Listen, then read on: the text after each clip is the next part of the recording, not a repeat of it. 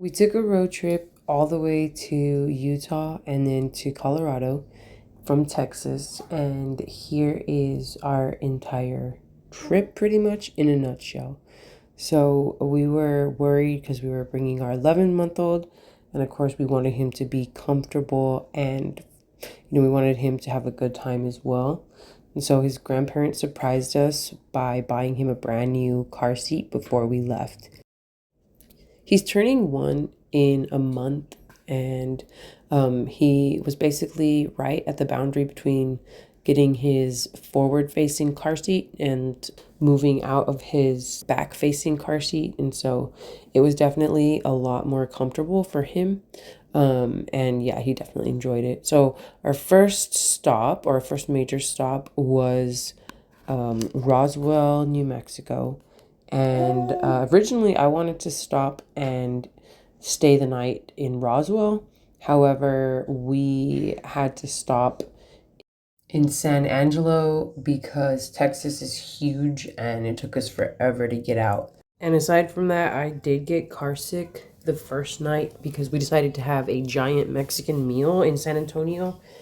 And I ate way too much. And of course, being pregnant and then driving all those hours, it definitely got me nauseated and I couldn't help but throwing up on the side of the road. So that's why we stayed the first night in Texas, and then the next night we drove straight to Utah, and it took us an entire day to get there. So either way, it was good that we broke it up. So the next morning we woke up in our beautiful townhouse in Utah, and these were the views that morning. We stayed in Moab, Utah because it was a quick access to their national parks. We were able to visit 2 of their 5 national parks, which were Arches and Canyonlands. And I thought that the little place we stayed at was cute because it had a lot of decoration from the national parks. And they had an area where you can pin where you were from on the map. And so there was people that stayed there from around the whole world, and I stuck ours where it's in Victoria, Texas. And then the morning, my husband made breakfast. So that was the other thing. The cool thing about staying in your own place was that you get to cook for yourself, and you still get really beautiful views like this. And it was just really nice through and through. It was only 17 minutes to Arches from where we were staying. So that morning we drove and made it to Arches National Park around noon. We checked in and we were able to explore the sites. This is the entrance to the park, and then there's the entrance sign. These are the first things that you would see as you after you pay to get in. And yeah, it's just a lot of red rocks pretty much. So after we paid, they gave us a map of the entire park, and we decided to buy the year annual pass, which got us into all of the national parks. The pass is $80 and it lasts the entire year. And so whenever we go to another national park, we'll just show that card and it'll get us in the year from February 2025 to February of 2026. And here we parked the Subaru, we climbed up some of the rocks, and then we kept on driving. And we hadn't reached one of the major spots yet, and so we basically kept going after that. The first stop gives you a really good view of the entire national park, or the main first feature that a lot of people want to see, and that's called Park Avenue.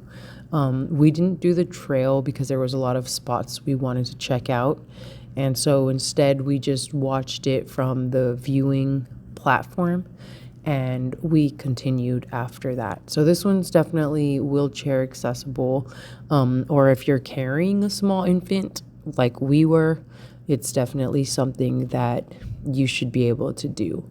It was really windy the day that we went, and I want to say it was in the 50s, so make sure you plan according to the weather. But I know depending on when you go, it can get really, really cold or really, really hot in some cases. Okay, the 3 sisters, it looks like they're gossiping, and these are just natural rock formations that happened to look like tall people standing up next to each other and whispering in each other's ears. This was the surrounding area, but that was the main feature. And then we kept going because we found an off-roading trail that my husband was really excited to take our Subaru on.